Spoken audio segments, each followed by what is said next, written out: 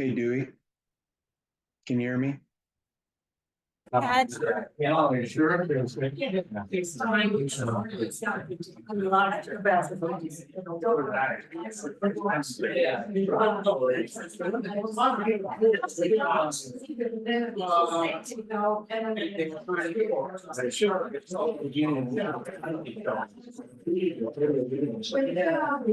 Last time. Let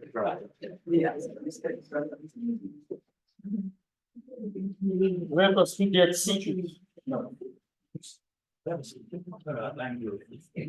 Good evening, ladies and gentlemen, and welcome to tonight's presentation of the Cold Creek Canyon SkyWatchers. Sponsored by Cold Creek Canyon Park and Recreation. Thank you so much. Okay, so we got a number of things we're going to run through tonight before we get to Dr. Zubrin. So first, Judy has some pictures that she wants to show. Those of you at home should be seeing one of those now, a pretty rainbow. Judy, would you like to? Oh, first, can I get a verification from a Zoomer that you guys can hear me? Not really. You're kind of not very loud. Oh, okay. That should be.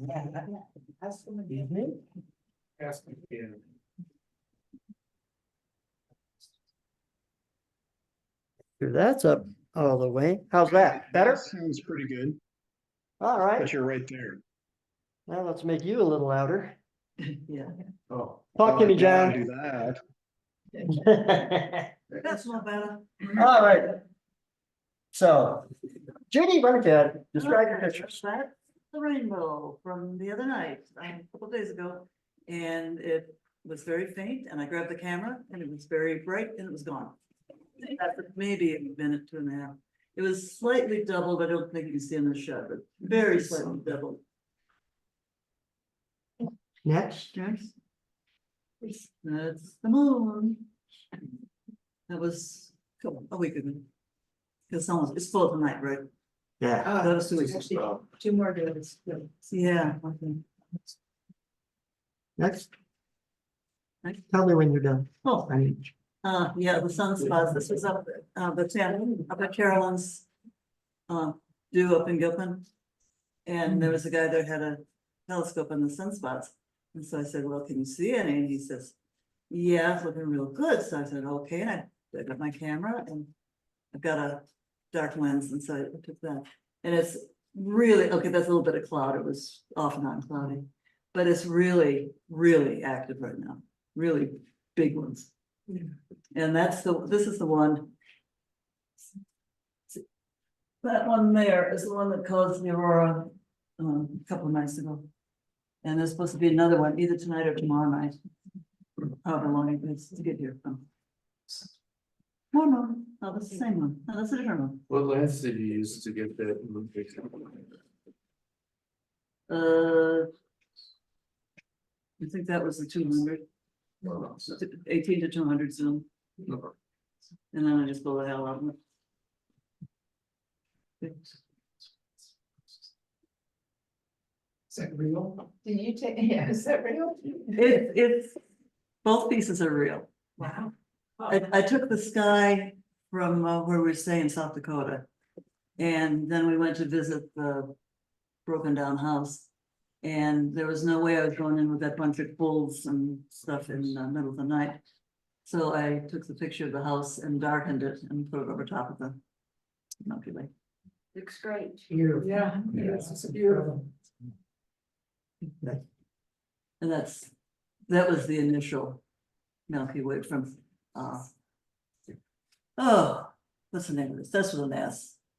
Anyway, it's near Mitchell, South Dakota.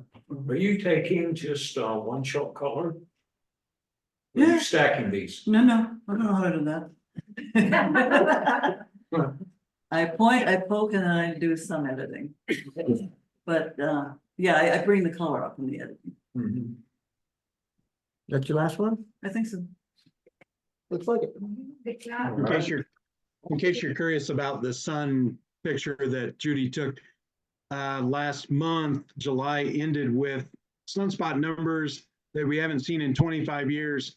And we're on track to have sunspot numbers that we haven't seen in about 150 years for August. So the sun has really gotten really active. So it's pretty cool. So hot. If only we had somebody who like works at the National Solar Observatory to fill us in on stuff like that. Yeah, I don't, there's Dave here. He's good. All right, John Aslos, come on up. Okay, I'll try to keep this quick. Wait till I actually get your first slide. Well, I'll just set it up. Yeah. I had to go out and do a road trip, see my kids out in Oregon. So, oh yeah, I'm supposed to stand over here. Yeah, we'd like to hear you. Thanks, John. Can you hear me now? Okay, Only well, when you talk real slow and loud. okay. All right, so I decided I wanted to see some things I've never seen before. And I stopped at Sago Canyon in Utah. So if you're going on I-70 and Arches is down here, it would be on the other side of I-70 next week. And then I went to Great Basin National Park in Nevada, and I've never been to Nevada. No, I've never been to Vegas. Oh, by the way, I just got back 24 hours ago, so I had to throw these together, and there may not be as good a job as I would normally do, but anyhow. And that's a real interesting place, and it's Portal 1. For those of you who don't know, that's a really dark sky. There's nothing. What Ely, Nevada is about 50 miles away, and it's small. So John, is that right in the park? This is the highest point in the park, which is the second highest, Wheeler Peak, second highest point in Nevada by 100 feet. And the campground and all the activities are kind of this way. How high are those? That's 13,000, over 13,000. And the campground's around 7,500. The one I was at, there's more next. And there's a few turkeys on my way to a ranger talk. That's a cell phone picture though. Driving in the car next. And the Lehman Caves are there. That's a really cool cave system that's been discovered for like 100 years. And it was a nice tour, really good guide and friendly people. Next. And if you want to know how dark it is, there is a thing where you can count the number of stars you can see inside the square of Pegasus. And around here, like at the edge of the hills, I might see 4 or 5. This is what it looked like to the naked eye. There's about 100 in there. So I think this goes down to 7.5 magnitude, and you can actually barely glimpse them coming and going. Next. This is in Eureka, Nevada, on the way to Reno, getting back to civilization on the loneliest highway in America. Next. And I stopped at Reno, went down to Lake Tahoe, and then and this is the rest area. I think, are there any cannibals here? Anyway, sorry, next. And if I would have stopped for all the Bigfoot sculptures on the way, I would have wasted hours taking pictures of them all. Anyway, next. And I stopped at the Redwood. And there, that was really nice stop. Next. This was on my way to Oregon and in the Redwood National Park. There was a trail that someone told me to check out, and the sun was just burning through the fog. It was totally socked in before that. I got the corona around the sun. That was actually visible. I mean, it wasn't a defect of the camera. Next. And this is the California coast. I had hiked down to the coast from the Redwoods. Next. Then the Oregon coast. Which is prettier than California in my estimation. Okay, next. And you see a lot of these tsunami signs. Another cell phone picture. Next. And we went, we got a verbo down at the down on the Oregon coast at Lincoln City, and this is one of the beaches there. Next. And here's my two girls in the background and their guys. And they're trying to bury their dog. And it was putting up with it all. I don't think they got any sand in its eyes, at least. Anyway, next. So, here's the Big Dipper. I don't know if this is showing the whole picture. The Little Dipper's in there too. But, the Aurora had just started up. I was the last one out of the hot tub because everyone else was rinsing off in the shower. And, my daughter pounds on the door, Dad, you gotta get your camera now. What's going on? There's an Aurora. So I wanted to take meteor pictures anyway, but it was still kind of early, like 11 or something. So this is just a bunch of Elon stuff, I guess. More of that. The radiance over here. So next slide. I did get two meteors. You can't see the one on the top though. For some reason, this isn't showing the whole picture. Yeah, it's a Perseid because here's the radiant over here-ish. And Aurora in the same picture. Oh, another satellite. So yeah, and next, then I stopped at Dinosaur, and this is a panorama, by the way. It's only showing like the inner quarter of it. So I don't know what happened with all that. Next. Yeah, that might be it. All right. Thank you.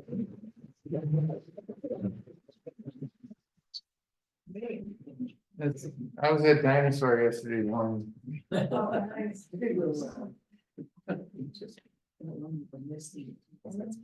Well, that would mean that our good friend Leonard David is up next to fill us in on the latest. I'll try to make this quick.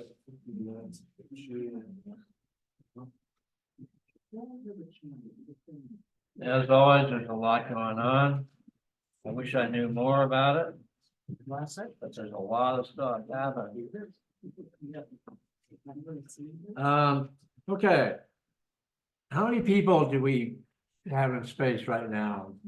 You got any clue? Anybody got a number? No. 10, 15, 8, 15.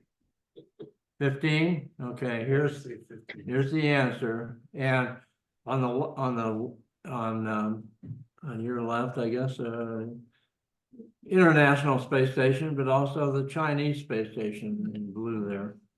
But we have 12 humans in space right now, and the mixture of the people is very interesting.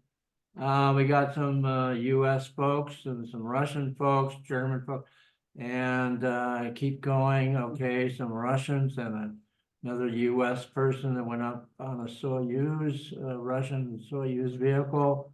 And then you have 3 Chinese in their space station right now. They've been there for quite a while, probably about, I think they're about halfway in their mission.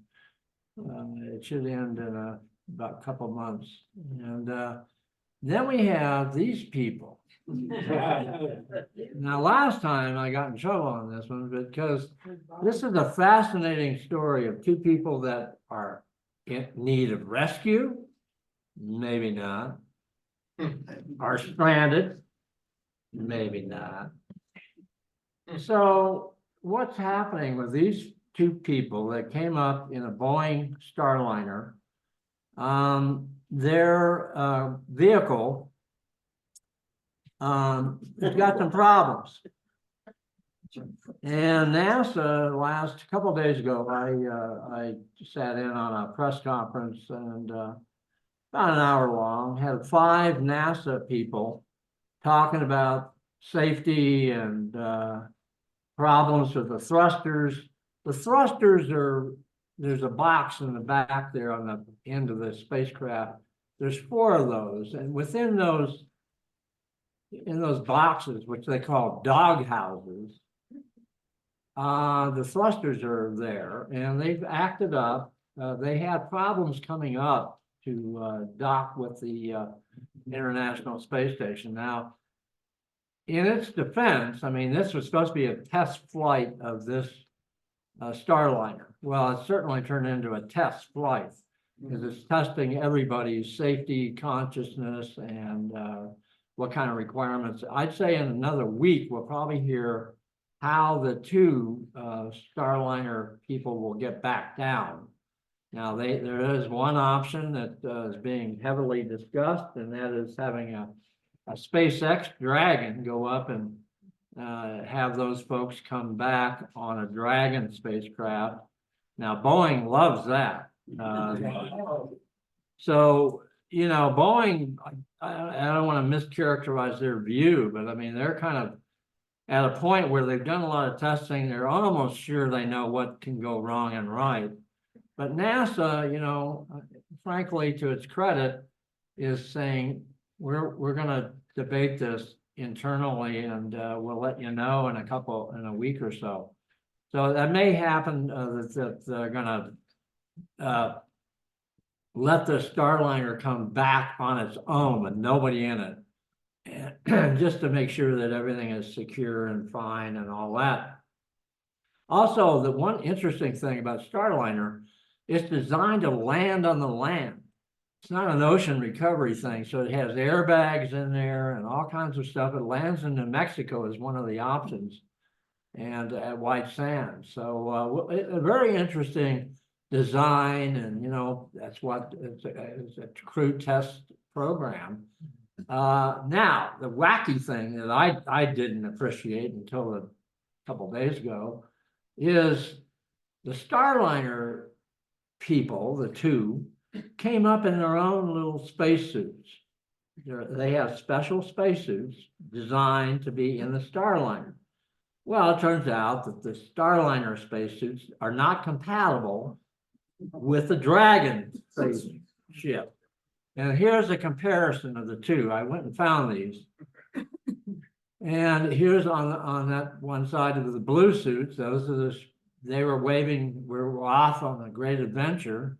It was supposed to last 8 days. So it's been, let's say, I don't know how long now. It's been a month and a half, 2 months, I don't know, whatever. They may stay up there on the space station for till early next year. So, and the people on the other side, that's the SpaceX Dragon spacesuits. But what worries you is the compatibility between suits now is an issue coming and going on different spacecraft. I'm not sure that's a good thing, but maybe I don't have the same luggage you do on airliners, or, you know, whatever you want to say. But anyway, this is a drama playing out, and we'll see in another week or so, maybe, what the decision by NASA is on bringing these two crew people back that were only supposed to be there 8 days. Very interesting week last week about Mars, and maybe a couple weeks ago now. You know, it looks like in Jezero crater, where this robot Perseverance is trundling around for quite a while now, has found some pretty interesting new kind of specimens of rocks that it's drilled into, and there is speculation that they may contain proof that ancient life on Mars existed. And it is stuffed, some of that stuff, inside little tubes that eventually are supposed to be returned to Earth by another spacecraft in the future. But anyway, there's been a bunch of new Mars findings. They're very interesting. One of them just happened a couple days ago. InSight was a lander that landed, when I wrote this down so I remember, back in 2022. And it had a seismometer on it that laid down on the ground. They put it out through a robotic arm. But some people at Scripps Institute of Oceanography went back to the data, and the person that did the analysis believes they found hints of lots of water underneath the surface of where InSight landed. You know, that seismometer picks up impacts of meteorites. It also picks up Mars quakes. And by doing that analysis, it is inferred, and if Bob Grimm was here, he'd probably be arguing about something, but you know, Bob is big on this. I mean, this is one of his kind of ideas about, you know, geophysics. And so something happened there. There's some really compelling evidence by this couple of scientists that makes an argument for water deep underneath the surface of Mars. Unfortunately, it's 7 miles down to 12 miles. So now I've in the last couple of days, I've talked to quite a few Mars people, and you know, we start talking about aquifers and a lot of other things that might bring that surface, that underground water up. And so we don't know, but it's fascinating that we may have found a lot of water deep within Mars. So that's cool. You know, the other thing that happened last week was Virgin Galactic, and those of you that heard Alan Stern talk here, he's flew on the Spaceship 2 suborbital, and Virgin Galactic is and Richard Branson is the entrepreneur behind this, is moving to a different kind of suborbital spaceship, and they had a big you know, powwow about earnings and how the company's doing, and they revealed a lot more detail about what this new plane will be able to do. It carries more passengers. They got a backlog of, I don't know, like 500 people wanting to go up. So they got to get busy. So they want to crank these spaceships out, and they got a new design. It's supposed to be really, you know, manufacturing capability of designing these and getting them built and getting them flown is going to be increased. So it's a great little story about Richard Branson. You never know whether the company is teetering into financial chaos or it's, you know, earnings are really being updated and they're excited. So, but that's the picture there. Big thing coming with, as always, with Elon Musk. He's got another Starship. It's sitting there, it's being tested, it's getting ready for another flight. I think, I tried to check on this and it's pretty hazy, but you know, given FAA go ahead, it'll take off from Boca Chica, Texas in maybe late August, early September. So that's what they're heading for there.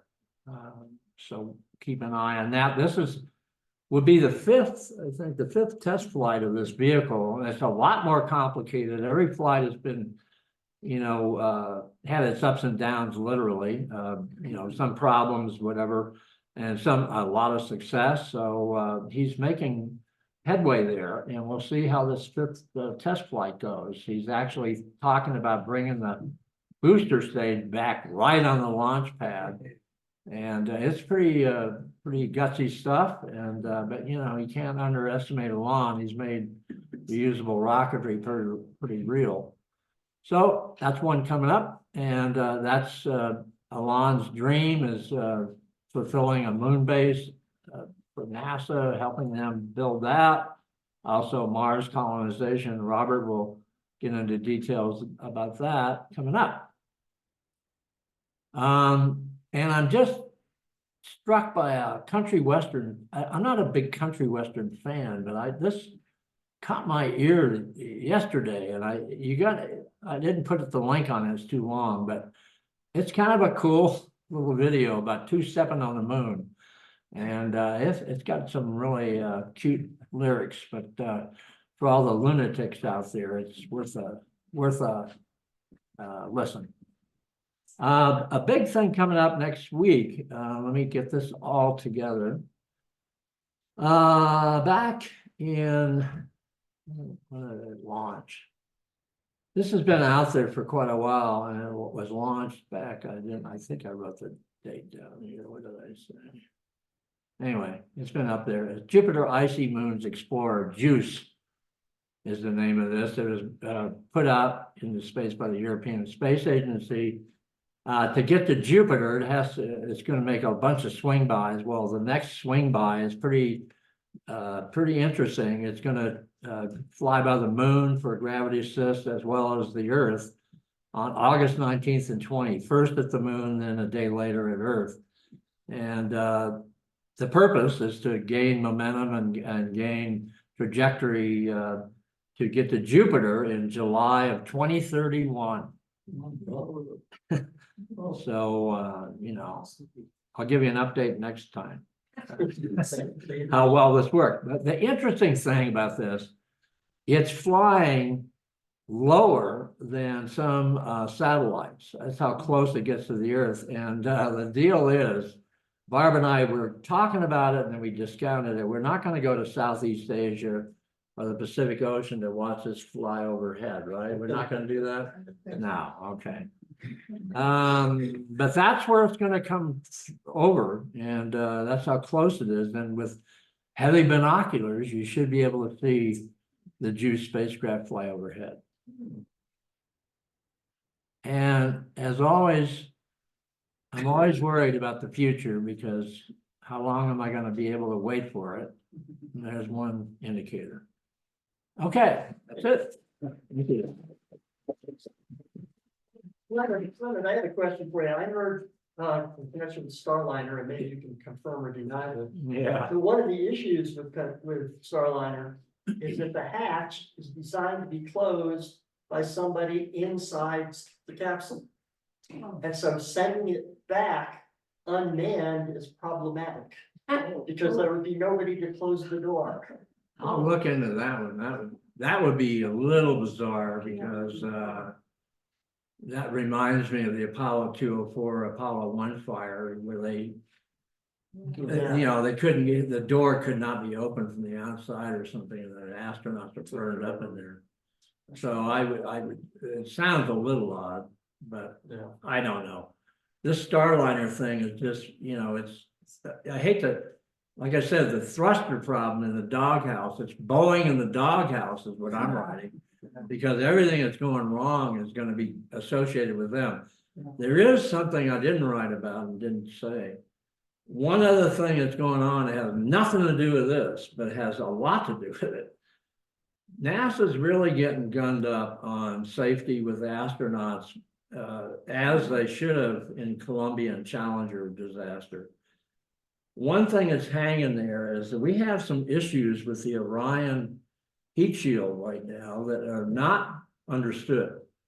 And the Artemis 2 mission is a loop around the moon with crew.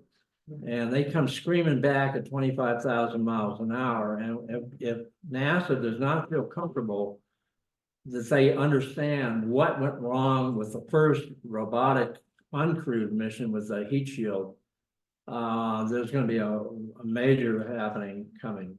And what I'm wondering about is, as NASA gets more sensitive about this Boeing Starliner thing, I think they're starting to build a whole cadence of, you know, with internal to NASA of getting back to safety, because, you know, the one problem with NASA, they have too many successes and they forget about failure.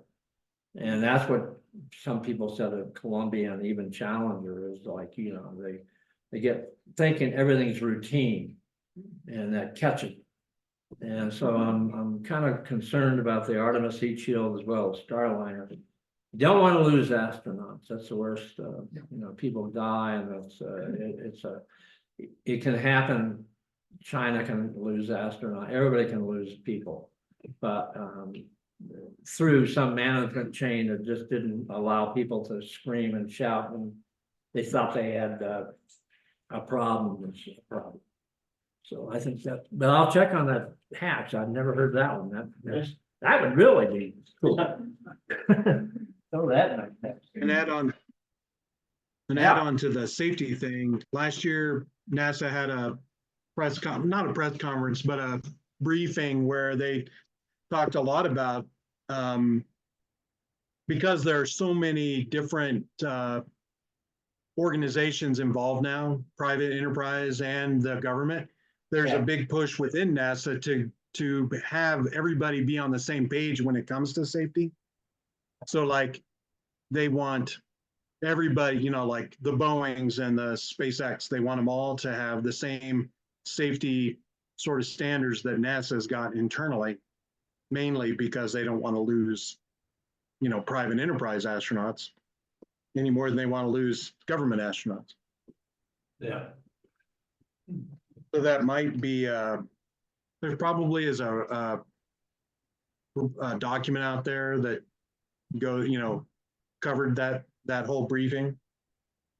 Yeah, it's online. You can actually, you can get them on YouTube. They're all documented. It's worth a listen. It takes an hour, but it's really fascinating. All right, thanks, Laird. Now I will introduce Barb, who will introduce Hope. Fine, sorry. I've been trying to get Hope Zubrin to come up and talk about what she did as a science teacher, middle school. And you can see some of the information about it. And we were on a space, oh, wow, that's art. Okay, so I'll just let her go ahead with this, but I'm so glad she took the time to finally put this together, because I've wanted to share this with you, what she's done. And we went down there, Leonard and I, years ago, and saw her Mars yard at the school, and great that the school was willing to let you teach us. Absolutely, yeah. School, I'm like, turn it over to you. That's okay. So I guess I'm gonna sit, so, yeah, see. So, I've always been fascinated with space since childhood. The moon landing, I was in Cranberry Lake about 9 years old. And we were in a boat and a huge meteorite came by, and that is burned in my mind. I must have been 9. And then the Hubble, the pictures fascinated me always.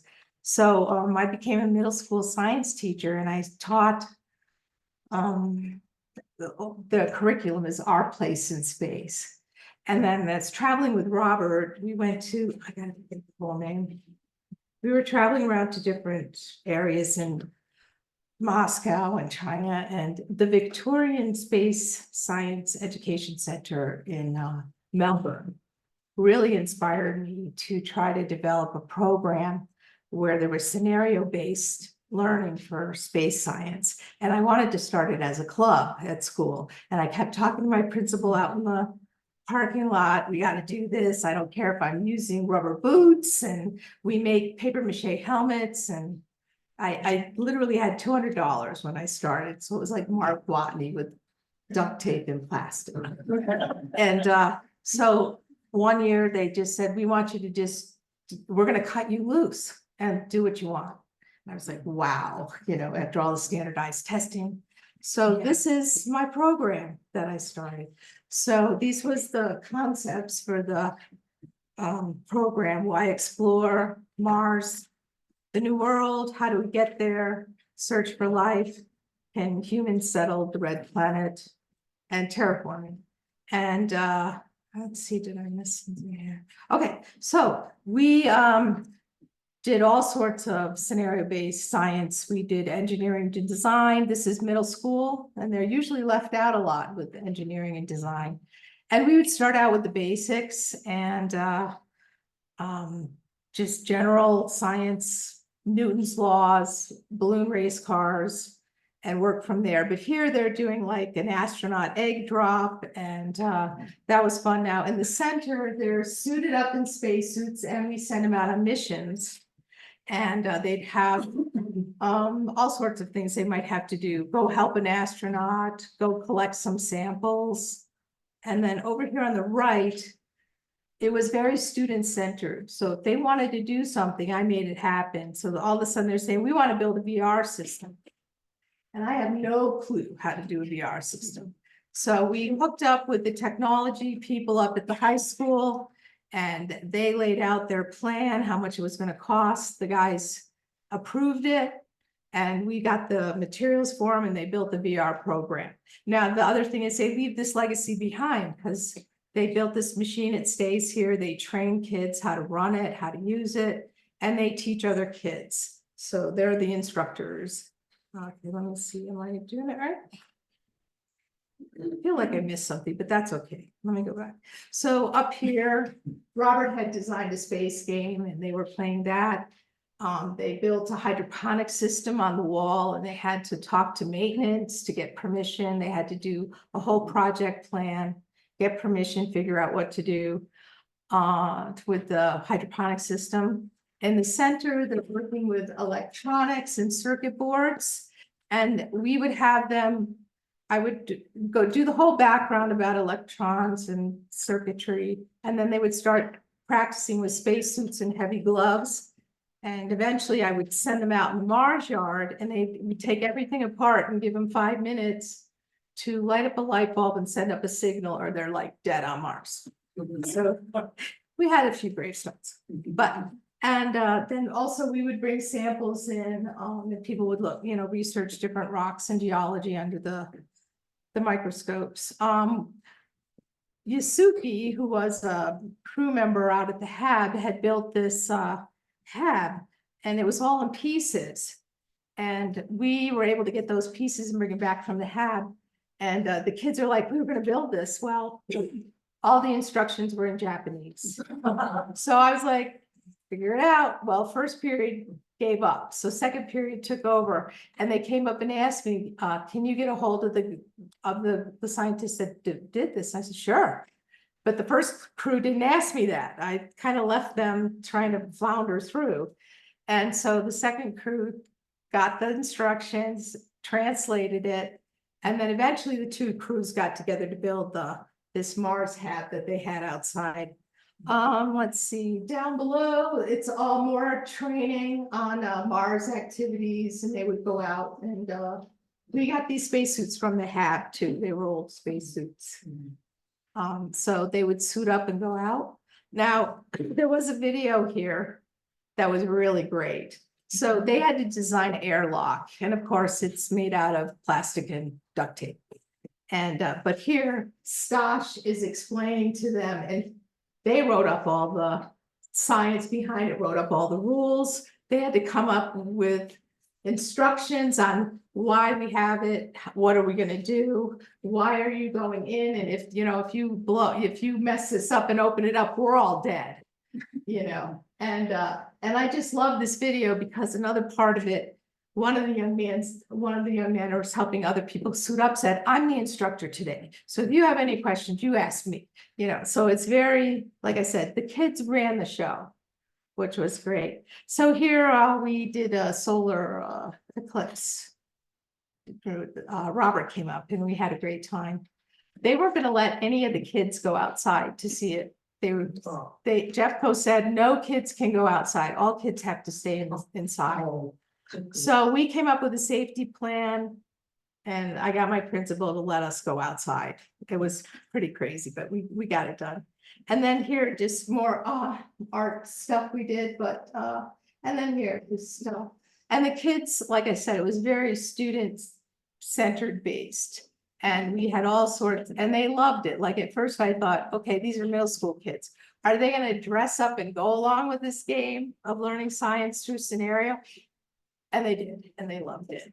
And they were the instructors. We trained each other. They trained the kids. It was a group effort, and we were in it all together. And it was great. So that's that.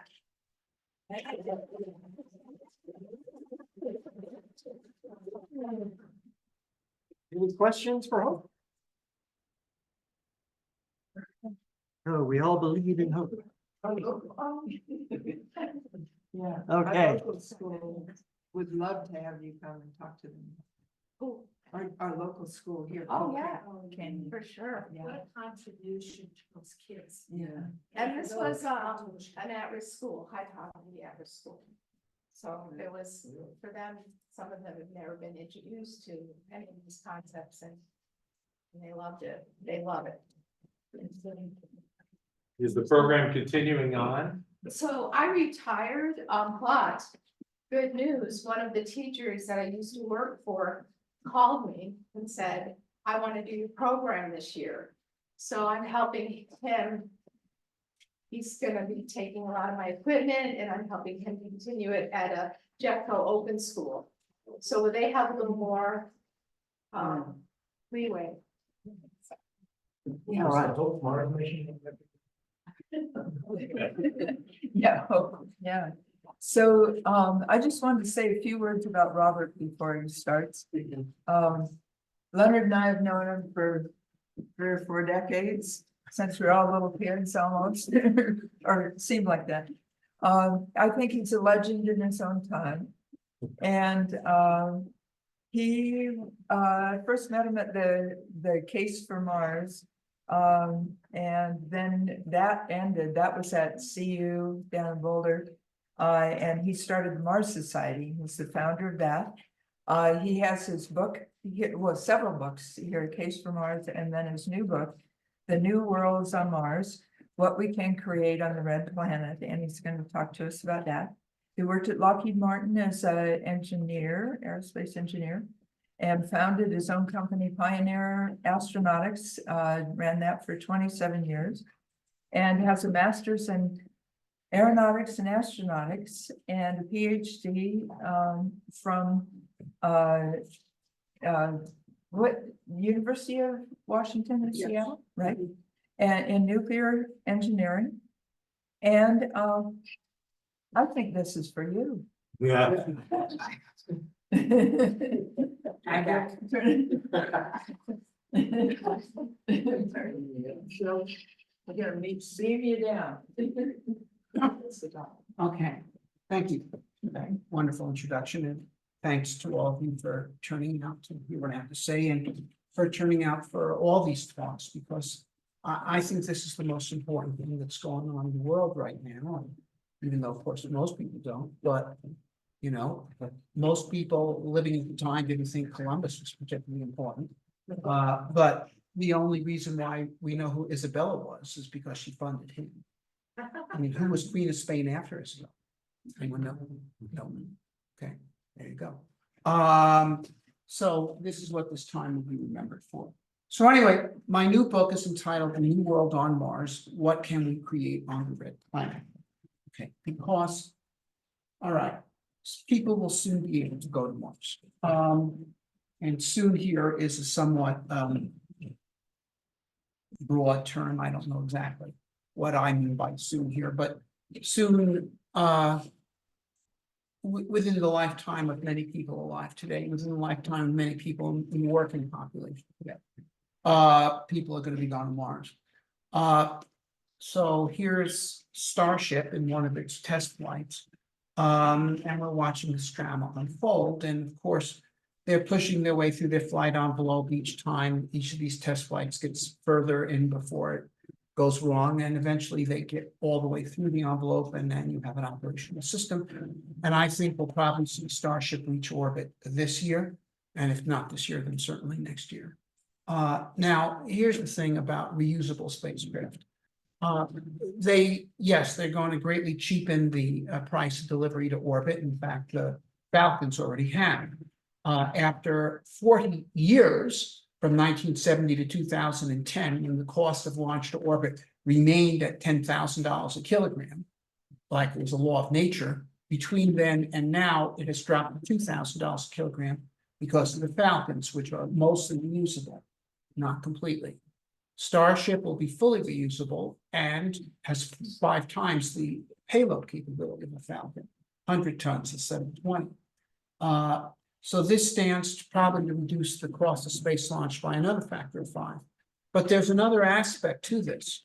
Okay, well, of course, that's going to make a lot of space commerce and businesses possible. A lot of space business plans that made no sense at $10,000 a kilogram can make plenty of sense at $500 a kilogram. But but there's another aspect to this, which a lot of people haven't realized, is the advent of reusable launch vehicles means there's going to be something else in the world not long afterwards, which is used launch vehicles.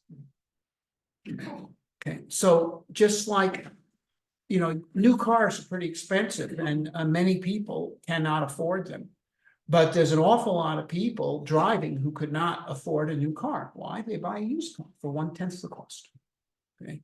Well, Musk told me that he could build one of these, the upper stage of the Starship, the thing that would actually go to Mars, for $10 million.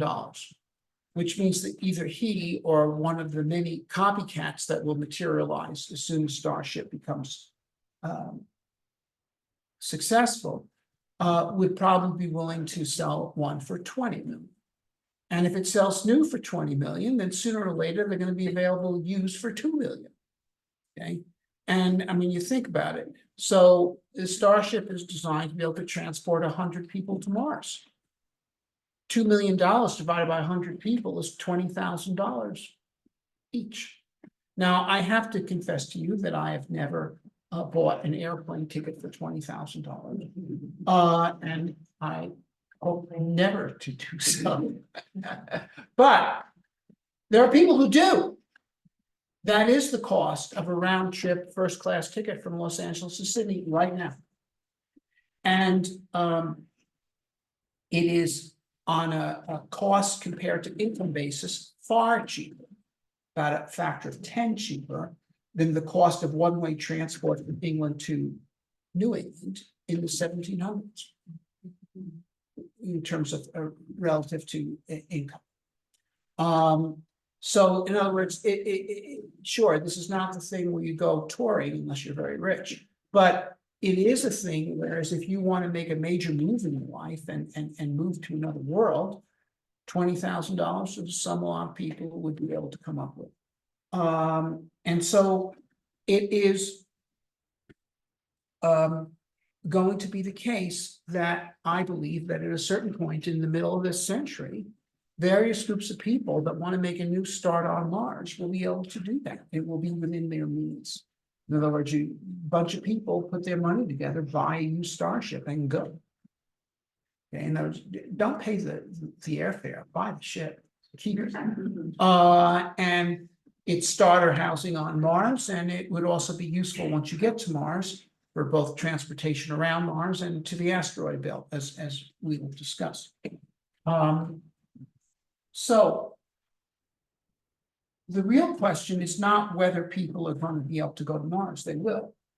The deepest question here is, what will we create when we get there? We've got a blank slate world there. Okay, we hold in our power to begin the world anew. Okay, now, and all features of Martian civilization are up for grabs. And what will Martian civilization be like? Its technology, its economy, its social and political forms, its aesthetic forms. What will it be like? Now, in my book, this is what I address, and I don't attempt to address this by saying, well, here's my idea for a utopia.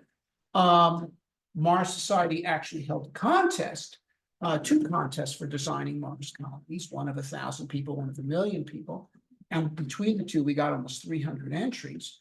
And we asked people to design both the technology, the economy, and the social forms, and people came up with their best, with what they believed would be best. And the ideas that we received spanned, in terms of social forms, spanned the entire political spectrum from, well, social democratic to libertarian, and some other ideas that aren't even on that spectrum.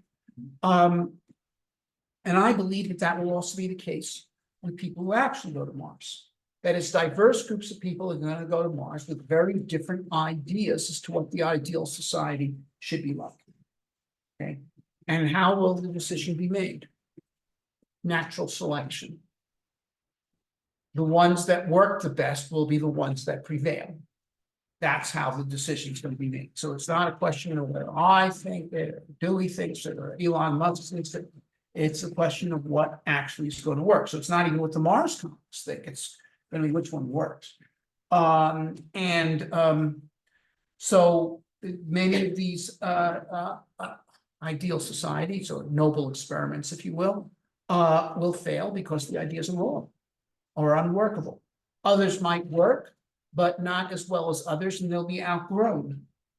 Okay, and this is how this thing is going to be decided. So in this discussion, you should understand that I'm gonna put forth my ideas to what I think is probably gonna prevail. And it's not, in some cases, it is what I would like the most. In other cases, it is not stuff that I really, is my cup of tea. Although it is other people's. But we'll see. All right, well, there's a lot of different places you go on Mars. Now, I do want to mention one thing here, which is the question of resources on Mars. Okay, there are no natural resources on Mars. There are no natural resources on Earth. There's no such thing as a natural resource. There's only natural raw materials. And it is human technology that transforms raw materials into resources. Okay, uranium, for example, was not a resource until we invented nuclear power. Oil was not a resource until we invented oil drilling and refining and machines that could run on the product. You know, if you had gone to a meeting of the general staff of Napoleon Bonaparte and they were contemplating conquering some country, somebody was asking, what's the natural resources? Oil wouldn't have been on the list. To say nothing of uranium or even aluminum, which was unknown to science until 1820. Okay. And then here's and land wasn't even a resource until people invented agriculture. Okay. You know, I mean, that's why you get this thing, the Indians selling Manhattan to the Dutch for $24. They thought they were taking the Dutch for a ride. It isn't worth anything, it's just land. And and here's another example, which is, you know, there was this period of human civilization, which is actually longer than all the rest, called the Bronze Age. Okay, which lasted 4,000 years. Longer than the period since the Bronze Age. Okay. And in this period of time, people were using metals, they knew about metallurgy, and the metals they were using were copper, silver, gold, tin, and lead, which collectively amount to less than 100 parts per million of the Earth's crust. Okay. They weren't using iron because the kind of kilns they had, which were derived from pottery kilns, which were the first kilns, okay, were not hot enough to smelt iron. But around somewhere between 12 and 1400 BC, people learned how to make kilns that are hot enough to smelt iron. And all of a sudden now you've got a metal which is not 100 parts per million, but 56,000 parts per million in the Earth's crust. Vastly more plentiful than copper. Vastly. Okay. And what that means is that metal is transformed. Okay. That in the Bronze Age, metal is something only for aristocrats to use in weaponry or artwork. Okay. Iron becomes a thing, and metals become available to the common people. And yes, it revolutionizes warfare, okay, large armies with iron or steel weapons, but it revolutionizes technology completely. Now, the peasants have iron axes that can cut down big trees, okay, and all sorts of lands that were forests now become available for farming. And they've got iron tip plows to plow through heavy soils and so forth. And you get a massive expansion of human productivity globally with the advent of iron. And then, of course, much more recently, aluminum. Okay, aluminum is not a resource until you have electricity, because you cannot reduce aluminum oxide into metallic aluminum through thermal methods. Okay, you have to have electricity. So until we invent electricity, aluminum does not exist. You don't find any aluminum objects in any genuine antique store. Okay, doesn't exist. None of the pioneers crossing the prairies ever saw a piece of aluminum. Okay, and then of course in the 20th century, titanium, silicon. So it is technology that creates resources. It's a very fundamental point, and we'll come back to it. Which one is this? Okay, now, of course, to make these material transformations requires energy. Okay, now, okay, our society runs on a great deal of energy. On Earth, predominantly fossil fuels. There's no fossil fuels on Mars. You can synthesize them, but you require a source of energy to do that. Okay. wind is very weak, solar is weak. There won't be hydroelectric power on Mars until after the planet is terraformed, although at that point it will be a very substantial source of energy. But so, but not for a while. So that leaves you with nuclear power. Now, we can support Mars expeditions with the sorts of nuclear power that are available now. I mean, in principle, you could even use a pressurized water reactor. That would not be optimal, but you could. I mean, but probably liquid metal cooled reactors sort of thing is what most people are looking at. But here's the thing.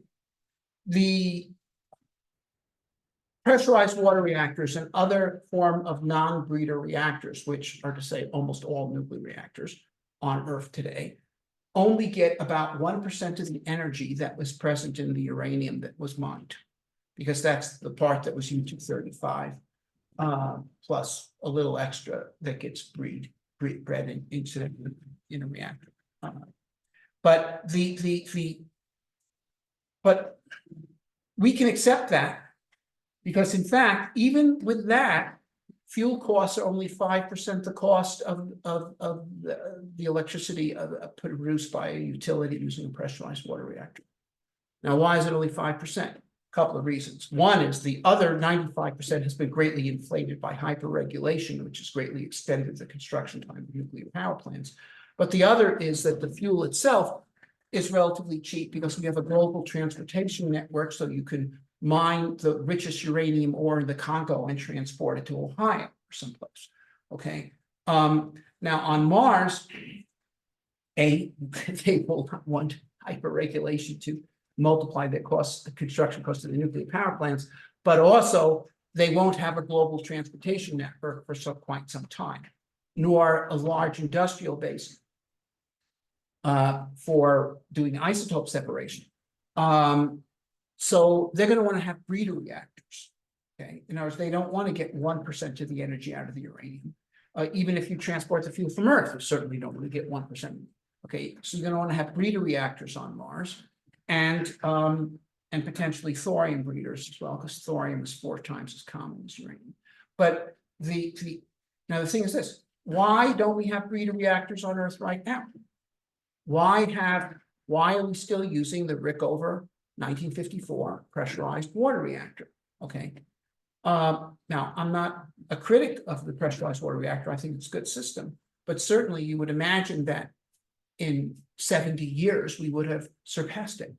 The reason is 2 things. One is, as I said, there's the hyperregulation, and it's hard enough to get the regulators to approve a pressurized water reactor, which they've seen, about 1,000 of on land or sea since 1954, let alone something new, and also because the fuel cost is low, and so why bother? But on Mars, we're going to want to do this, okay? And so necessity is the mother or driver for invention, and this is going to be one area in which the Martians are going to want to go beyond nuclear power is currently practiced on Earth. Now, beyond that, an even better source of energy for Mars would be fusion. Why? A couple of reasons. First of all, deuterium, which is the fuel for fusion, is 5 times as common on Mars as it is on Earth. Okay, that's impressive. But also, any life support system has as one of its essential steps water electrolysis. If you go through the cycle, there's always water electrolysis, which means at some point in the cycle, the hydrogen is liberated from the oxygen. And once you've done that, you've paid most of the energy cost of deuterium isotope separation. And deuterium isotope separation, deuterium from light hydrogen, is much easier than uranium isotope separation, because uranium isotope separation, you're separating uranium-235 from 238. They only differ by about 1% in their weight, whereas deuterium weighs twice as much as hydrogen. It's a much easier separation to do. So you've got a more plentiful source of the fuel, and you've got a situation where producing deuterium is going to be rather straightforward. And so the Martians are going to be driven to develop fusion power. Now, there's some people working on fusion power right now on Earth, for sure. But there's no drive behind it. There's no societal necessity. I mean, first and foremost, we've got plenty of fossil fuels, which remain the dominant form of energy. And then we also have this large scale industrial base that makes fission fuel not particularly expensive relative to its overall cost. So there hasn't been the drive for this, but there would be on Mars. And now here's an analogy I want to give you, which is, see, and I'm going to use this sort of analogy a lot, which is the American frontier. The British developed the steam engine. Americans developed the steamboat. There it is, the Claremont. Actually, the first steamboat was not the Claremont, it was called the Perseverance, just like the Mars rover, and it was demonstrated to the Constitutional Convention in 1787. It was not, however, commercially successful. They hadn't worked out all the bugs. Okay, they hadn't thought of the paddle wheel yet. It moved a set of oars. That's how it moved through a complex mechanism. Okay, but the Claremont, which was financed by Robert Livingston, and incidentally, we have a direct descendant of Robert Livingston sitting in this room. She's sitting in the back. That's right. That's another story. But Livingston is the person who negotiated the Louisiana Purchase. And he owned a lot of land in the West and wanted to be able to develop it, as did many other Americans. And the only serious highways that early America had were the rivers. Okay. And the sailboats have difficulties on rivers. Okay. So steam was the way to go. Now, here's the thing. The British had developed the steam engine for the purpose of pumping water out of coal mines and fulfilled that role usefully. But the thing is, if you're using steam engines to pump water out of coal mines, the engines do not have to be particularly efficient because you have an infinite supply of fuel right there. Okay. Secondly, they don't have to be portable. They can be as heavy and unwieldy as they're stationary. You use steam engines on boats, they have to be much more compact and lightweight and efficient because you can't bring an infinite supply of fuel with you on a boat. So the drive to create steam boats drove us in the direction of compact, high-pressure steam engines. Okay, drove the technology forward. It was Americans who introduced the high-pressure steam engine to enable steamboats, and that then enables railroads, which are the transformative invention of the 19th century. Completely, railroads totally changed the world, and so that's how this came about. Now, fusion, as I mentioned, on Earth, well, it's another way to light the light bulbs. We got other ways. On Mars, it's by far the most preferable way, but also it enables totally new applications like fusion rockets, which in principle could get exhaust velocities as high as 7% the speed of light. A rocket with rigorous engineering can generally be engineered to get to about twice the exhaust velocity. And so you're talking about creating spacecraft that could get up to about maybe 10% the speed of light, which is to say an introductory capability for interstellar travel. And certainly much more than sufficient to develop the outer solar system. So that's how this goes. Now, the other fact that I want to introduce here into this discussion at this point is the steam engine was not the only invention of early America, by not any stretch of the imagination. In fact, in the 1600s, Americans invented two revolutionary sailing rigs, namely the sloop and the schooner. Okay, and the sloop is still today the most popular sailing rig, and the schooner was, as sail faded and was fighting to compete with steam as for maritime commerce, the schooner was the last serious rig standing. And the reason why those two rigs were invented was they require less hands to manage them. Okay, they were invented as labor-saving sailing units. Okay, and that was absolutely an area of specialty of America in the colonial period in the 19th century. Gadgeteering for labor-saving machinery. Okay, and we'll come back to this because the key economic problem faced by early America was labor shortage. Okay.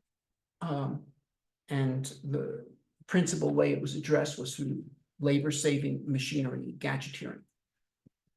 And now I believe, and the reason why America was so inventive was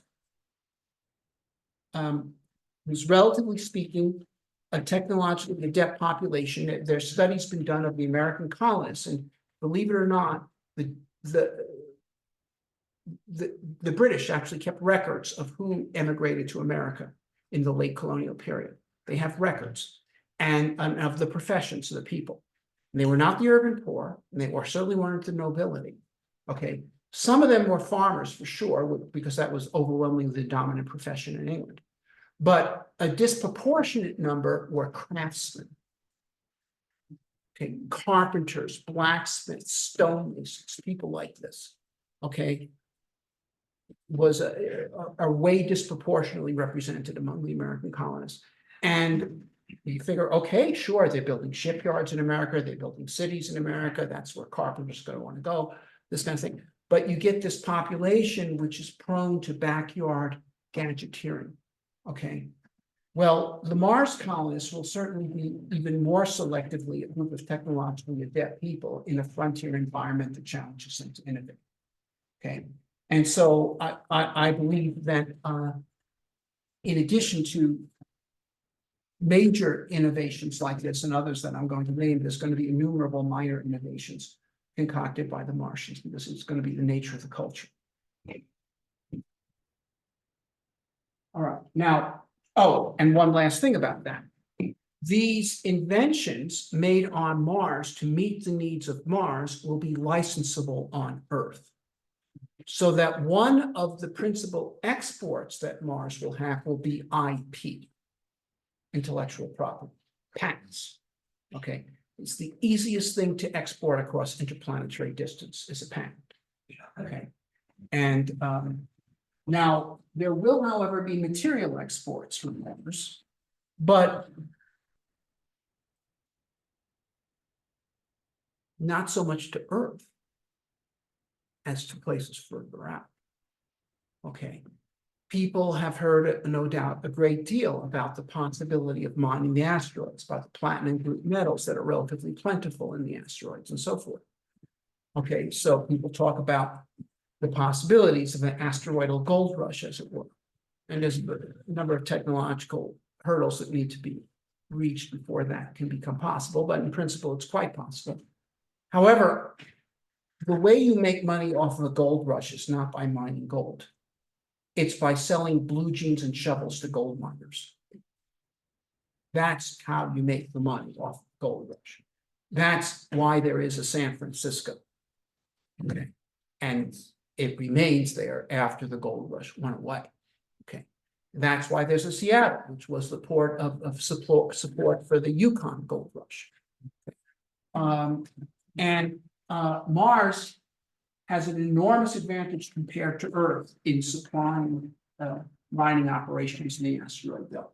And this is illustrated here. That is, if you had a starship in low Earth orbit or in low Mars orbit, and you want to fly a trip delivering supplies to the main asteroid belt, to Ceres in particular, okay, to do it from low Earth orbit, it requires a delta V of 9.5 kilometers a second, which means actually no cargo could be delivered. If you did it from low Mars orbit, you'd be able to transport. The delta V is only 5.5 kilometers a second, and it's 200 tons. So, and there's other technological assumptions you can make, but the answer always comes out to be the same. that there's like a 2 order of magnitude advantage in supporting the asteroid belt from Mars than from Earth. And therefore, Mars shipping supplies to the asteroid belt, which then exports the platinum back to. It's going to be another major prop of the Martian economy. Another major prop will be real estate development. Real estate is something you create. Okay, there's plenty of land right here in Colorado that's next to worthless, but when someone puts in roads and utilities and plumbing and electricity and everything, then it becomes worth a lot. Okay, same thing on Mars, infinite amount of land. But once you have cities on Mars, they are in a position to develop the land adjacent to them into sellable real estate. Now, some of this real estate development is going to be skimmers. Here you see a salesman inviting a young couple to buy some land, which he assures them is going to be future beachfront property after the plant is terraformed. Yeah. Now, might not turn out that way. Similarly, here in the West, and I think most people know, there was an awful lot of land bought and sold based on an assumption that a railroad would be coming through here or there. But now, in some places it did come through, and those people made a lot of money. In some places it didn't come through, and the people wasted their money. But either way, the development occurred. And this will happen on Mars as well. Okay, now, architecture.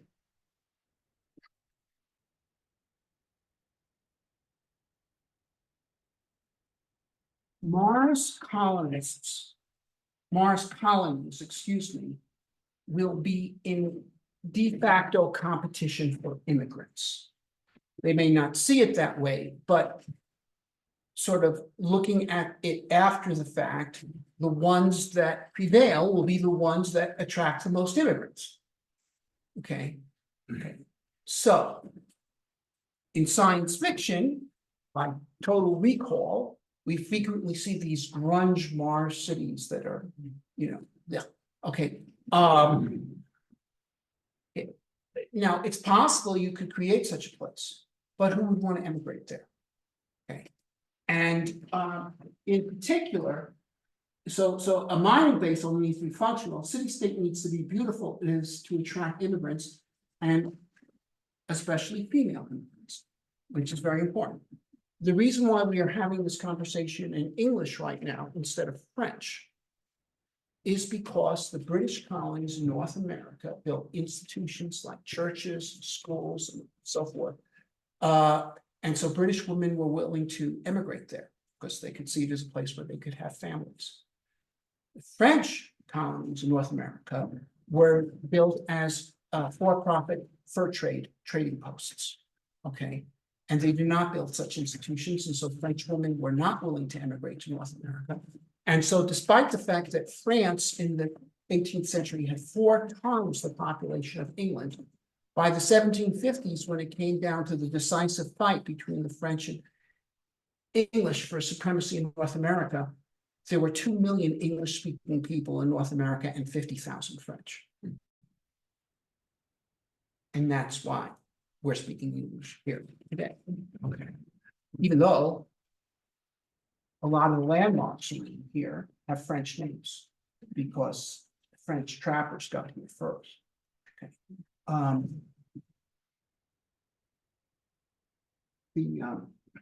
Anyway, and a lot of the Indian tribes, the names they are known to us are actually French names like Sioux, okay.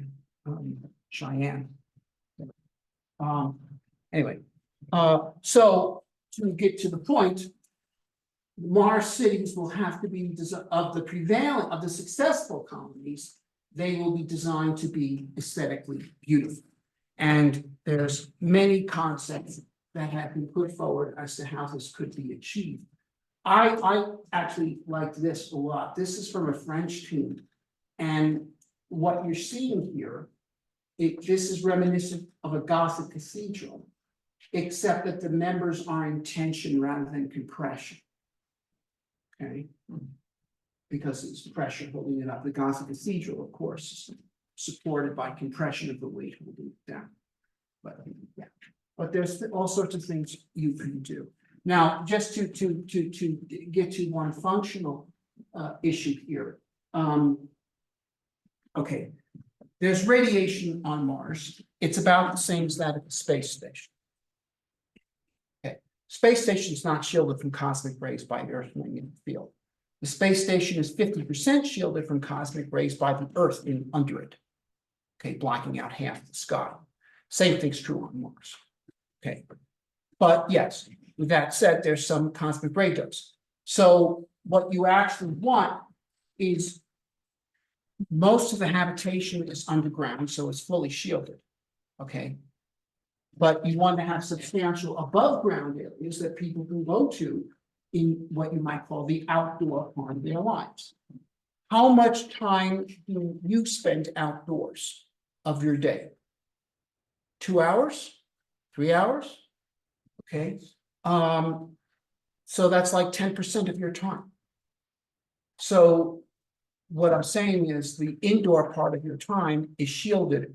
The outdoor part is not, but we're talking about reducing the radiation dose by a factor of 10 by doing that. So you can have ample outdoor areas, provided that, you know, where you sleep and all that is underground. And then there's all sorts of interesting ideas that people have. One I find the most interesting is ones which put the fish farm above the habitat. So you're actually not underground, you're underwater. And you can have light coming in through the water and you can see the fish flying right above you. And that is also a way to be lucky. Okay. Now,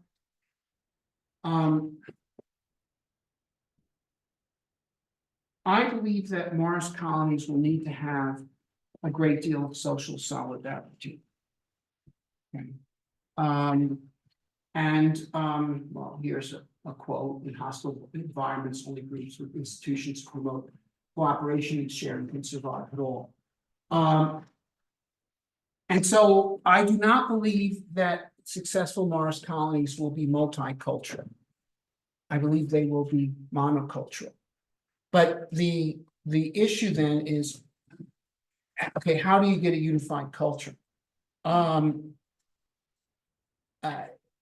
You could have people all come from one culture on Earth, but that would mean that you would not be able to draw from a large pool of potential immigrants. And so while such colonies could exist, they would be small.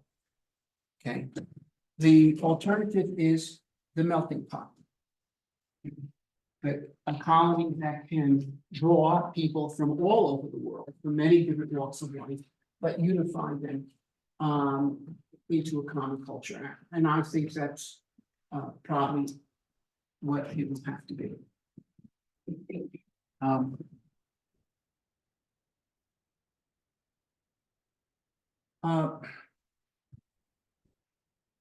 Education. I mentioned that the Mars colonies are going to suffer from or be faced with a severe labor shortage. And I believe then that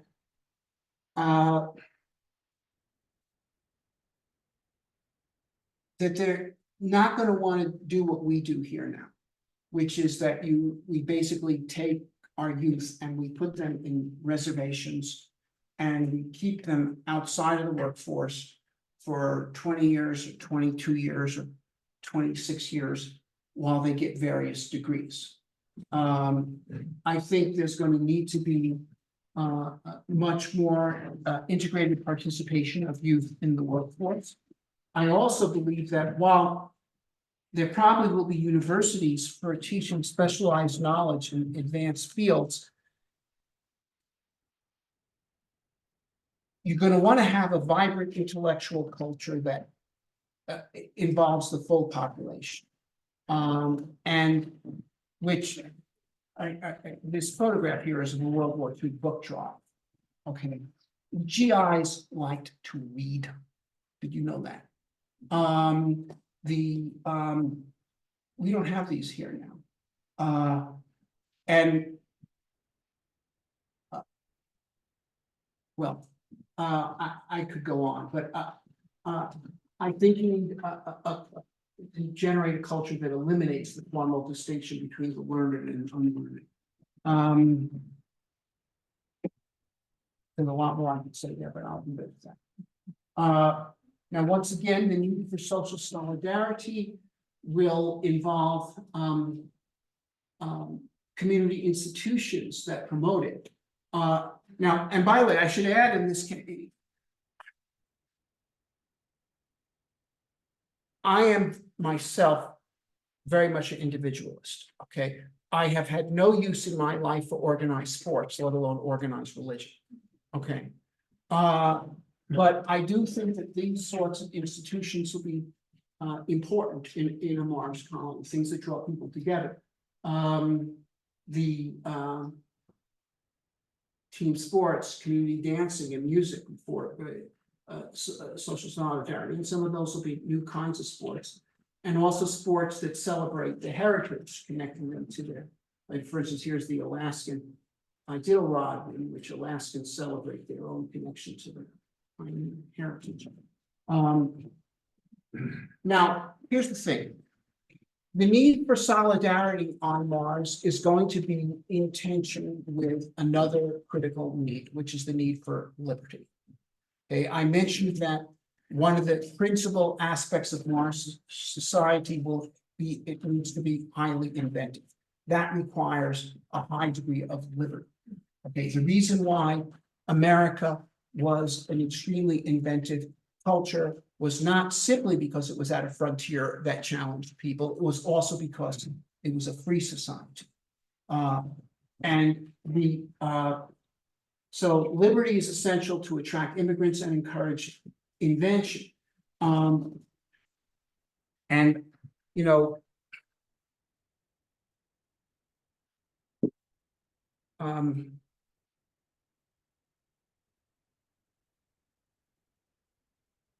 in fact, it's essential to get us to Mars in the first place. Why is there a SpaceX in the United States, but not in Russia?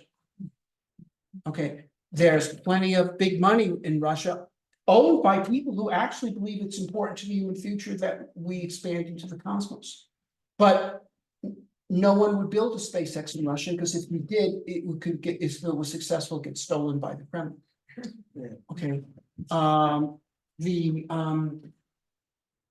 And so, in fact, it is freedom that is actually enabling us to even contemplate the move to Mars, and it is freedom that will enable the development of these sorts of societies on Mars itself.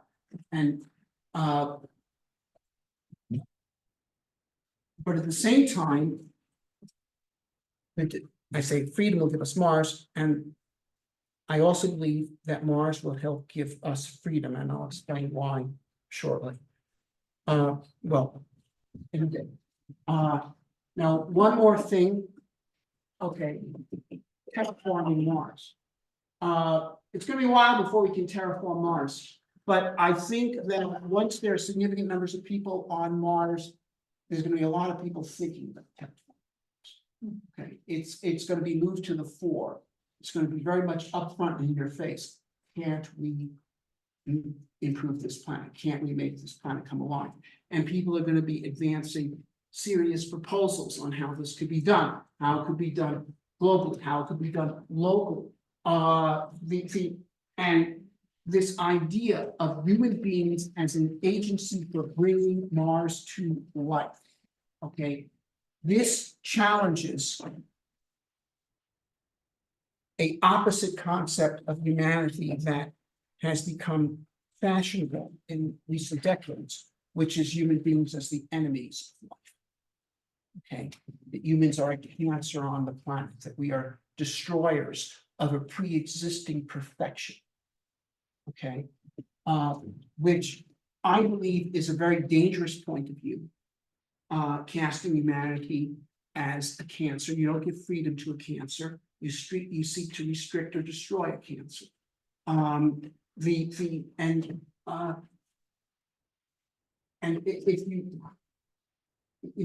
you believe that humans are fundamentally destroyers, then the role of government, it should be to restrict human numbers, activities, and liberties.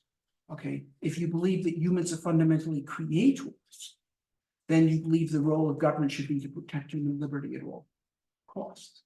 Okay.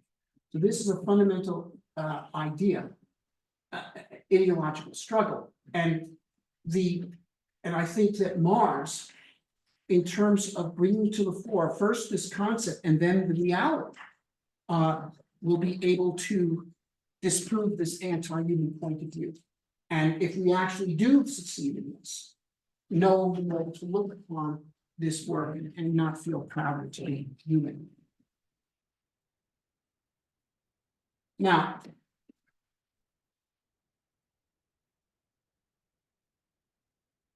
this is a quote from Abraham Lincoln, a very famous speech, House Divided speech. He said, "A house divided against itself cannot stand. I believe this government cannot endure permanently half slave and half free. I do not expect the union to be dissolved. I do not expect the house to fall, but I do expect it will cease to be divided. It will become all one thing or all the other." That's 1858. 3 years before the Civil War. Now, here's the thing. Early America, okay, the founders called it a noble experiment. Okay. But in fact, there were 2 social experiments done in early America. Okay, and one was, I think it's fair to say, a noble experiment that combined the ideas of 18th century liberalism with a culture of invention, which means resolving the labor shortage through inventing labor-saving technology. Labor-saving technology is essentially labor productivity multiplying technology. That's what it is. Okay, and since the average amount of product available per person equals on average the average produced per person, if you have labor multiplying technology in action, you are multiplying the amount of goods available on average per person, which means, to put it simply, higher pay, which is why, as harsh as early American conditions may seem to you and I, compared to conditions in Europe, let alone Asia, they were fantastic, okay? Which is why millions of people voted with their feet to come here, okay? And that was the social system, the society created in the North. However, there was another social system that was being experimented with in America, and that combined the features, the surface features of 19th century liberalism, but with an entirely different material base, which was slavery. That is, to resolve the issue of the labor shortage, not through technology, but through coercion. Okay, and these 2 systems are incompatible, and it did come down to a fight. And of course, most people here are quite familiar with this picture. This is the photograph, not photograph. It's actually based on the photograph. The surrender of the Confederates to Grant at Appomattox, April 9th, 1865, 87 years to the day before I was born, which is why April 9th should be the day we celebrate the end of slavery, not June 19th. Anyway, by the way, the person who did this painting was sympathetic to the slaveholders. They're shown to be far more elegant than the crude Grant, okay, who even has among his cohorts an American Indian. Anyway, that's besides the point.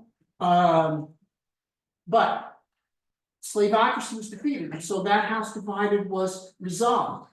But the world today is a house divided. Okay, the world today is a house divided, it's half slave and half free. Okay, and it's quite possible that Mars colonies will be established by the other half. Okay, now here's the thing. Why isn't he surrendering to Grant? Why did the Union win the Civil War?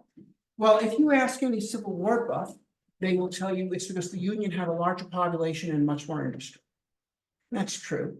But then why did the Union have a larger population and more industry? Because it was free. Okay, all the immigrants, not all, but vast majority went to the North. Okay, the Union Army, 40% immigrants and first generation American. Confederates, 3%. Okay, that is why. Okay, Europeans didn't want to integrate, European working people didn't want to immigrate to the South, where they have to compete with slave labor and live under the rule of these pseudo aristocrats. No, they wanted to be free. And that's why they went to the North. So similarly, while Mars might be a house divided for a while, okay, it is the free colonies on Mars that will attract all the immigrants. They will outgrow the others. And that is why I believe that freedom will prevail on Mars, just as it did in North America. And the other thing is this. Well, a couple of things that have to be recognized. One is because freedom did prevail in North America, it greatly reinforced the forces of freedom in Europe. Why did the British win World War II? Right, okay. Because the free societies through this process gained much greater throw weight, as it were, in the world. And so I believe that if the Earth continues to be a house divided, the growth of free societies on Mars will help the forces of freedom prevail on Earth as well. But now, finally,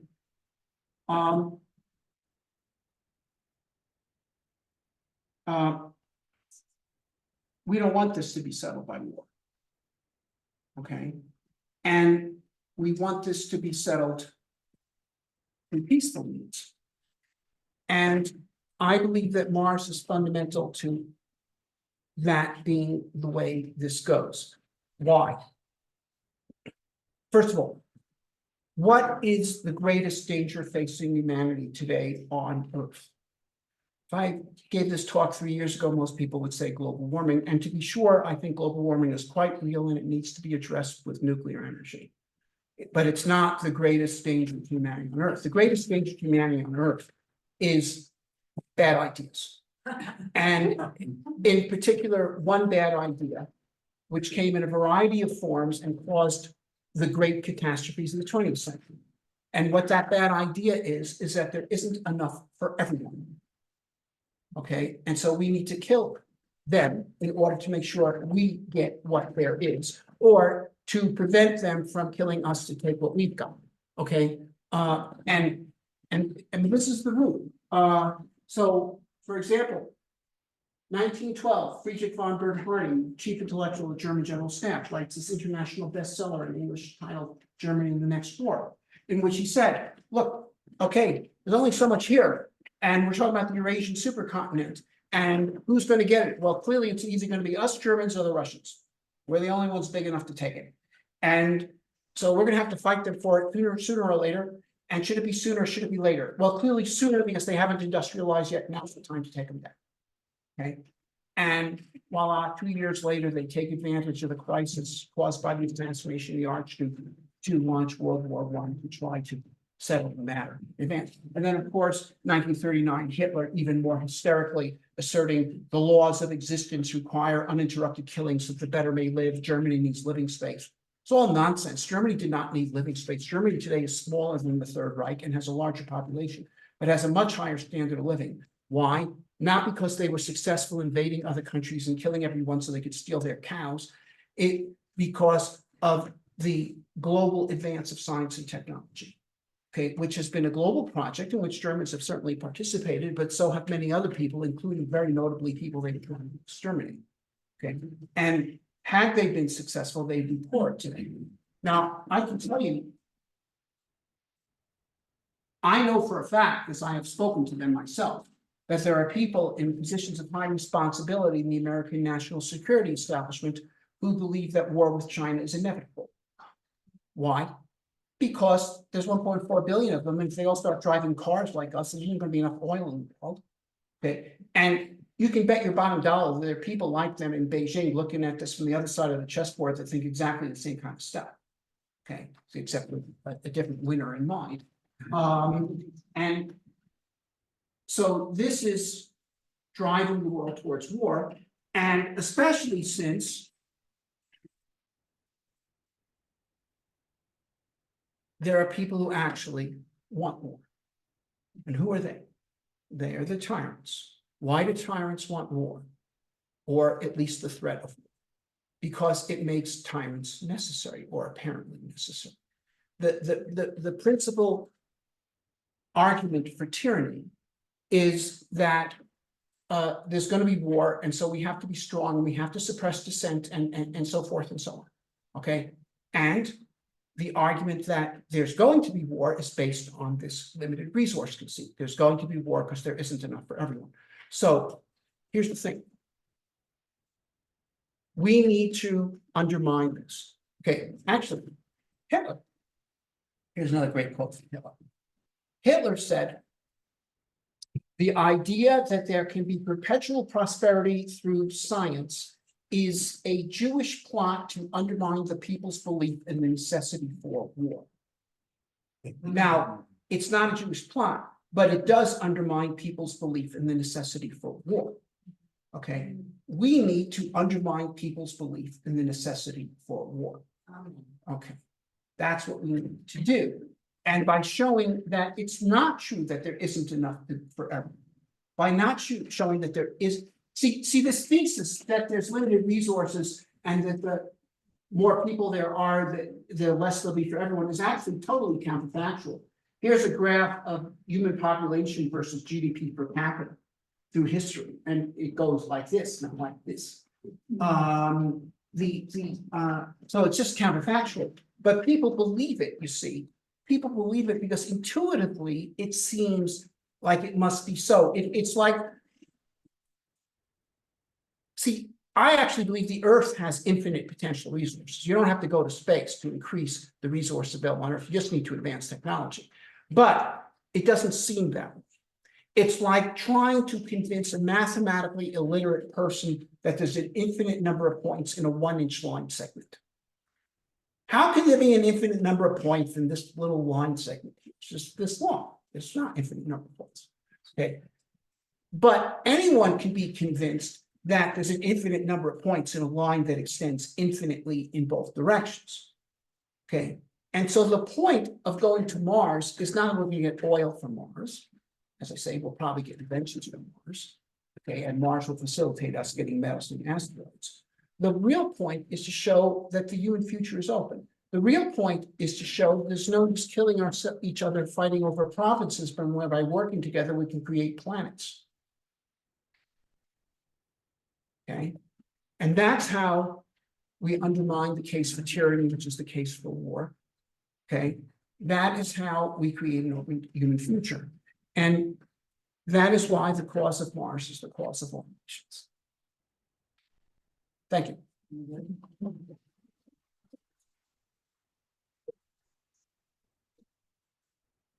Any questions? Or comments? Any Zoomers have questions?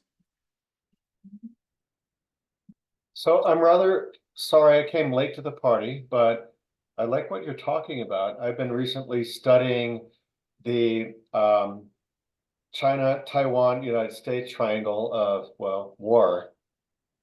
And there's a lot of math going on about, well, if China with their demographic problems wants to take Taiwan, they're going to have to do it in 2027 or 2029, which is like driving like this timetable for war.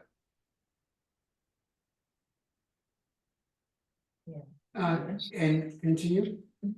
You've been cut off. Are you still speaking? Because we can't hear you.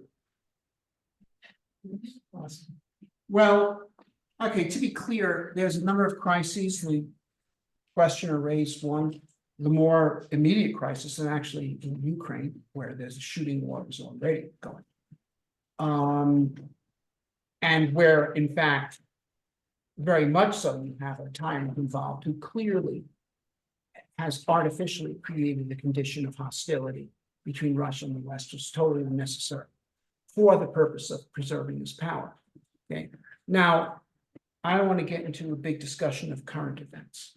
Okay, this is a very tricky situation, and I mean, I publish things on it, you can go look at it, but I do think that we can negotiate this current set of crises. We might not.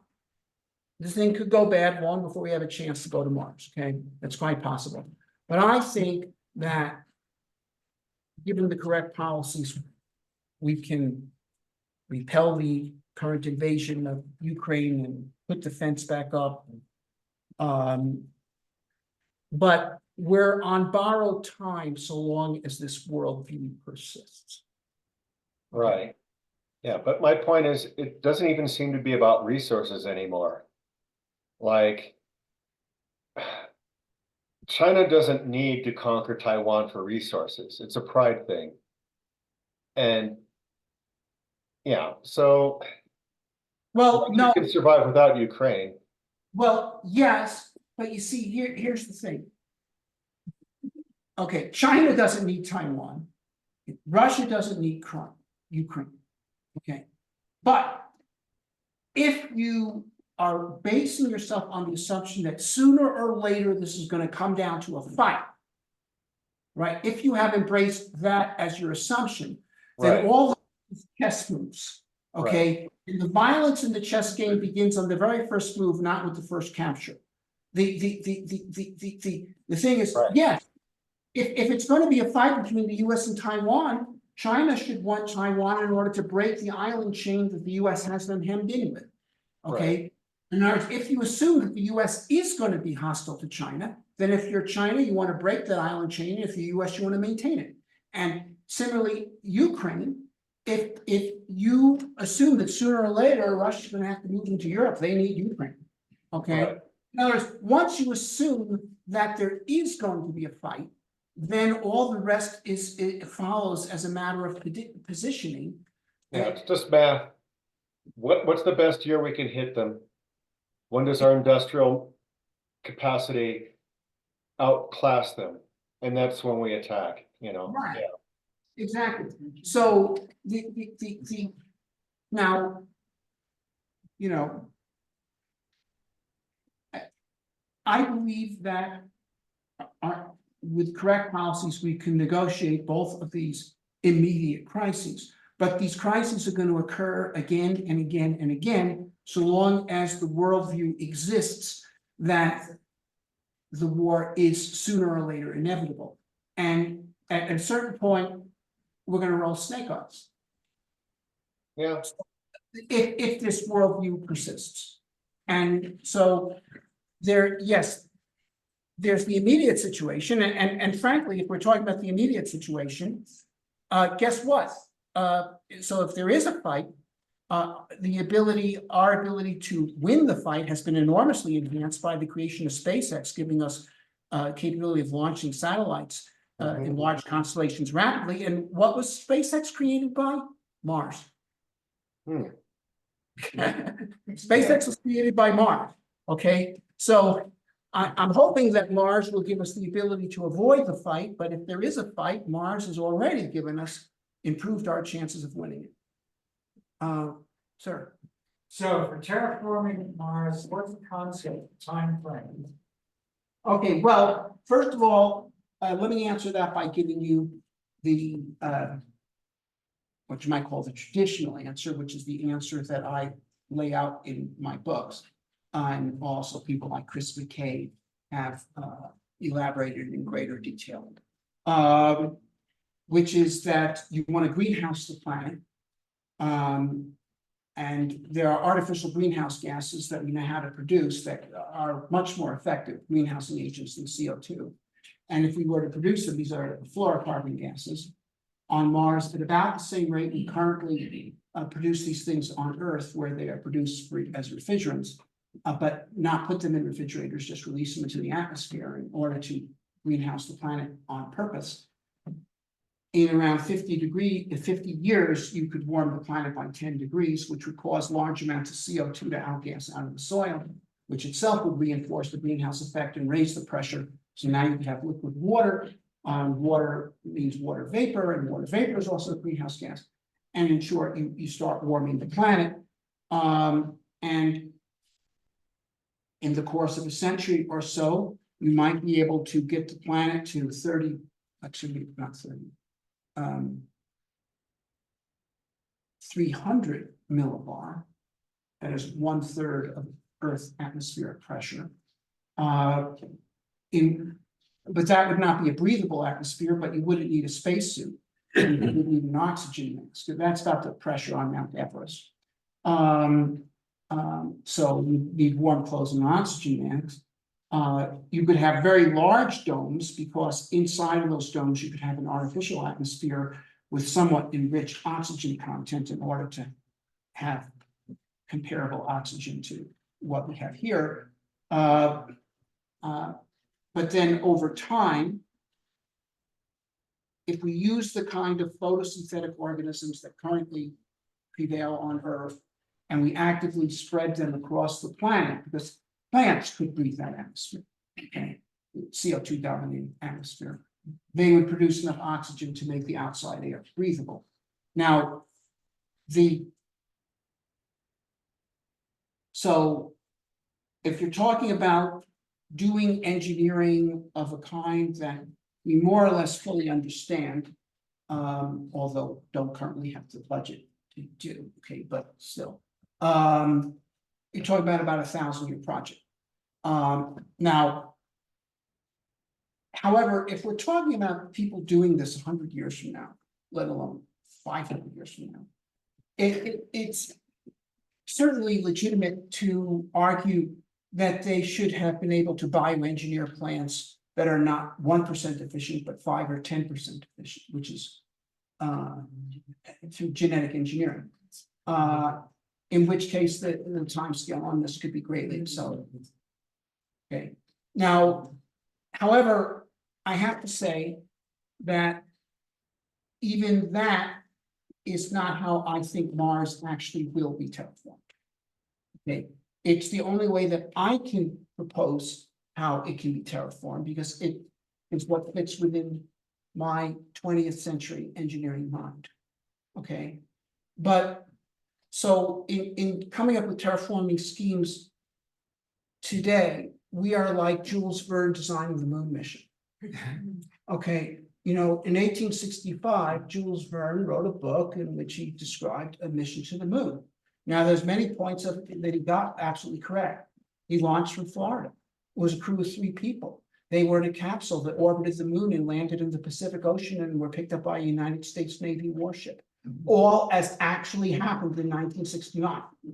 Okay, however, the method of propulsion he proposed was a super cannon. Okay. So you look at that and say, how 19th century can you get going to the moon with heavy artillery? But so here, for us today to describe Mars terraforming, well, my case is a 20th century mind addressing a 22nd century problem. Okay, so I'm sure the case for Mars will be mandatory reading in Martian school. But and they'll read it and they'll say, wow, this is cool. This guy 200 years ago talked about terraforming Mars, but doing it with fluorocarbon gases and green plants, how 20th century can you get that? Of course, he couldn't possibly realize we would do it with self-reproducing nanorobots, okay? Or something. Okay, so in other words, I think they're going to do it through methodologies that are science fiction today, rather than brass tacks engineering. What are your thoughts about using nuclear weapons on the poles? I think that idea is wrong. Okay, that's fair. Okay, now, and by wrong, I mean, well, first of all, it's technically wrong because we don't have sufficient number of nuclear weapons to do the job. But also, I believe it's conceptually wrong because the people who are going to terraform Mars are going to be the Martians. Okay, so I believe they're going to do it through methods that do not involve such extreme violence. That is because they're going to be living on the planet. So, for instance, there's things you could conceivably do by crashing asteroids into Mars. I don't think this will be of interest to the Martians because there's a significant range safety problem associated with that methodology. Okay, so they're going to be looking for methods of terraforming Mars that do not involve such hazards. So that's why I believe some method like greenhouse gassing is probably what they'll choose. Sir. I'll have a question, I guess. Let's say we do have these colonies on Mars, and they go on for several generations. Okay, they're going to be somewhat different, okay, than what life on Earth is at this point. And I guess I just bring this question up because previously I have always thought about making it to Mars and living on there from a technological point of view. What you have done to me is you've convinced me that, gee, whiz, there's so many social aspects of that also. Okay, but what we're unless mankind evolves, maybe quicker than what I think it will. Okay, is it not possible that you might be also dividing humanity, you know, such as into Earthlings and Martians? Okay, because, and it's going to be a little bit, it's going to be different because, for instance, it's going to be much more difficult for a Martian to travel to Earth than somebody from Mars to travel, or from Earth to travel to Mars, just because of the gravity. I just can't imagine how I would feel, you know, weighing 170 pounds and being a Martian, then traveling to Earth and weighing over 500. But however, the social aspect of that would be, you know, people have showed a lot of discrimination against people who are just plainly and simply different. Okay, so I think these are valid points, and let me answer them. In nature, for instance, an animal type that has many variants, okay, a genus that has many species, okay, that's considered a strong animal type. It's much less likely to go extinct in that it has a variety of representatives. Okay. You know, any one species of fish might go extinct, but fish taken with all their diversity are a very strong animal type. They have survived numerous mass extinctions on Earth, although particular species of them have not. I believe that when humans go into space, first to Mars, and then certainly when we go interstellar, we are going to diversify. We're going to create new kinds of societies, and even to some extent, biological diversification. I mean, what if some of these Martian colonies believe in genetic engineering of people and others view it as a horrible idea, and they're both successful? Okay, well, okay. So in that case, one, for cultural reasons, might remain close to the current type of people, and the other might evolve in a somewhat different direction, driven either by advantageous adaptations or simply fashion. So I believe we're going to get diversification of the human race. So, for example, you know, if you watch Star Trek, there's frequently meetings between different species who all look pretty much like people, except some have pointy ears or green skin or something. And so maybe in the far future, that in fact is what humanity will look like. Not because, in other words, I think it's extremely unlikely that intelligent species that come from separate origins would resemble each other so much. But humans diversifying might resemble each other that much over time. So if we're talking the distant future. Now, what you said about Martians not wanting to come to Earth, I think that's probable. I think Martians will wonder why anyone would ever want to live in such heavy gravity. Okay, they think it's crazy. So yeah, they will become different. I also think, so first of all, there could be some cultural diversification, and that could occur on a very quick time scale. And there could be some over a longer time scale biological diversification, because for instance, the body type that we have is designed for this gravity. Mars gravity, I would think a taller, lighter structure would be more advantageous. So Martians would probably view Earthlings as a bunch of fatties, you know. For that matter, you could end up with a species with bigger lungs, so they could breathe at an altitude such like well, thinner air. Well, the Martian air, even when we thicken it up to, as I mentioned, to 300 millibar, which is 30% of Earth's atmosphere pressure, it still would be unbreathable because it's CO2, and I don't see humans being altered to breathe CO2. But they might get thinner. They might get very much thinner. They might get thinner and taller, yeah. And so also, and if that becomes the norm, then people who look like Earthlings would probably be viewed as ugly by Martians, and Martians would probably be viewed as ugly by Earthlings. exactly.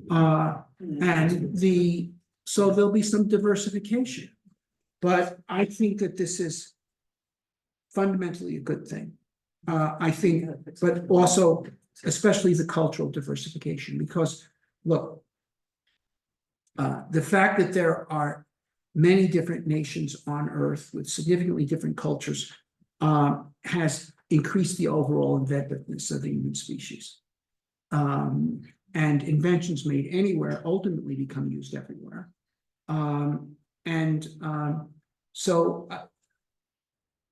But I agree, I think humanity will diversify, but I view this as a positive thing.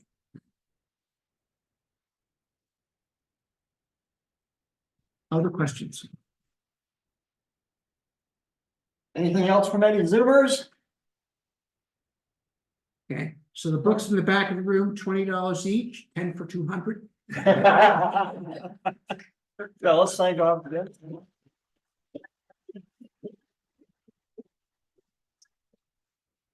For you Zoomers, this concludes tonight's broadcast.